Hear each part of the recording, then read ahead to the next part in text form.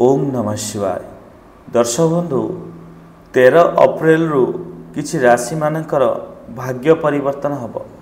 कारण सूर्य राशि परिवर्तन जेहेतु करिवे तेणु निश्चित बहुत किछि परिवर्तन किछि राशि मानकर विशेषकर 3टी राशि मानकर भाग्य परिवर्तन हब। एवं सूर्यदेव ज्योतिष शास्त्र विशेष स्थान प्राप्त मध्य करा जायछि। सूर्यदेव सबु ग्रहंकर राजा मध्य कहा जाय था। सूर्यदेवंकर शुभ हवा द्वारा व्यक्तिर मध्य भाग्य उदय मध्य हेई थाए।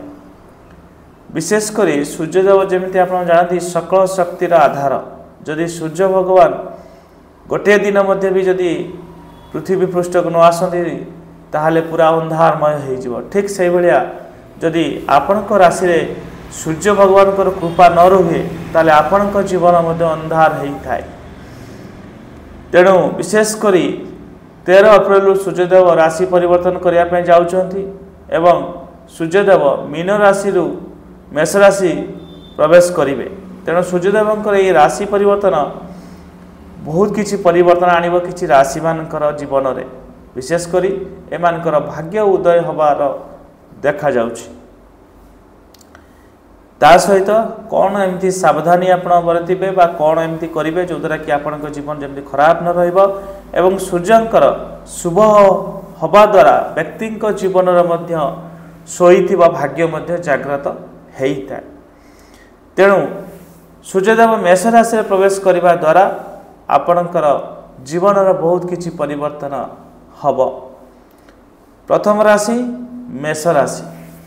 सूर्यंकर राशि परिवर्तन मेष राशि व्यक्ति मानन पई बहुत किछि भल फल परिणाम नहीं करि आसीबो।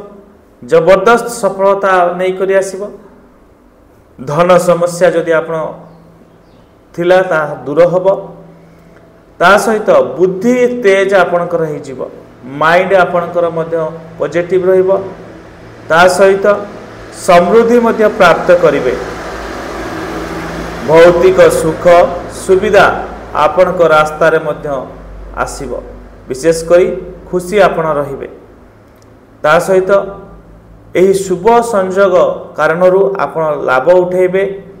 धैर्य सहकार आगु बढ़िबे एवं जीवन रे मध्य सफलता आपण को मिलिबो। दाम्पत्य जीवन आपणकर सुखमय रहिबो। एही समय रे जदि कोनोसी जगह रे आपण टंका इन्वेस्टमेंट करंती भविष्य पई ये शुभदायक रहिबो। द्वितीय राशि मिथुन राशि। सूर्यंकर एक गोचर शुभ फल प्राप्त हब आपनक पई।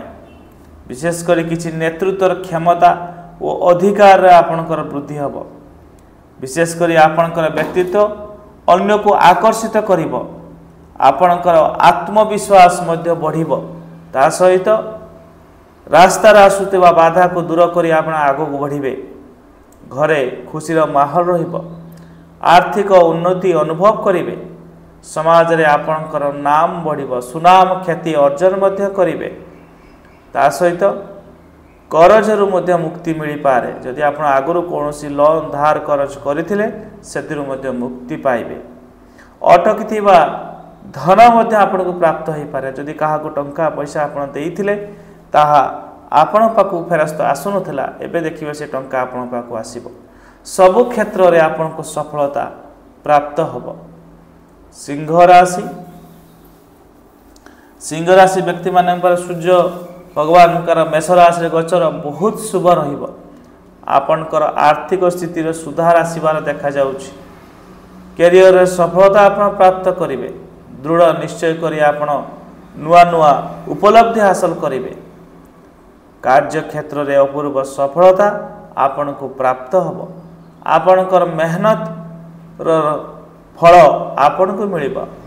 बैंक बैलेंस रे मध्य आपणकर उन्नति बा वृद्धि हबार देखा जाउछि। समाज जन कल्याण कार्य रे आपण उन्नति करिवे एवं दिनटी मध्य जो आसुची आपण पई बहुत किछि खास रहइबो। बहुत किछि परिवर्तन रहिबो। ये हेला 3टी राशि व्यक्ति मान पई सूर्यंकर गोचर देखिबे निश्चित बहुत किछि शुभ नहीं कर आसीबो। वीडियो यदि भल लगी था वीडियो को लाइक करदेवे, चैनल को सब्सक्राइब करदेवे, वीडियो को मध्य शेयर करदेवे। आज रोची पुणी आपण मान नुआ वीडियो लेकर आसीबी, से वीडियो को देखु था, पसंद करता एवं वीडियो को मध्य शेयर करता। धन्यवाद, नमस्कार, हर हर महादेव।